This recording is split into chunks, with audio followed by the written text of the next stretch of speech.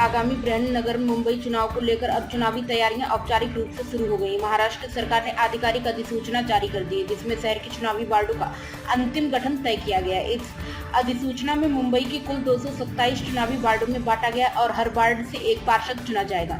सरकार ने यह अधिसूचना मुंबई नगर निगम अधिनियम 1888 की धारा 5 और 19 के तहत जारी की है। इसके साथ ही राज्य चुनाव आयोग की मंजूरी भी प्राप्त है। अधिसूचना 22 अगस्त 2025 को प्रकाशित मसौदा वार्ड संरचना पर प्राप्त आपत्तियों और सुझाव की समीक्षा के बाद जारी की गई। हर वार्ड की सीमाएं और उसमें रहने वाले लोगों की संख्या की जानकारी आधिकारिक दस्तावेज में सूचीबद्ध है। यह विवरण पार्टियों और उम्मीदवारों के लिए बेहद अहम होगा, क्योंकि इससे उन्हें पता चलेगा कि किस वार्ड में कितनी संख्या में मतदाता हैं और किस क्षेत्र में ज्यादा मेहनत करनी होगी। वार्ड सीमांकन पूरा होते ही शहर के राजनीतिक दलों में हलचल बढ़ गई है। अब हर पार्टी गहराई से अध्ययन कर रही है कि किस वार्ड में उसके लिए अवसर ज्यादा है और कहां पर चुनौती कठिन होगी। इस समय से ही उम्मीदवारों का चयन शुरू हो जाएगा और चुनाव प्रचार की योजना बनाई जाएगी।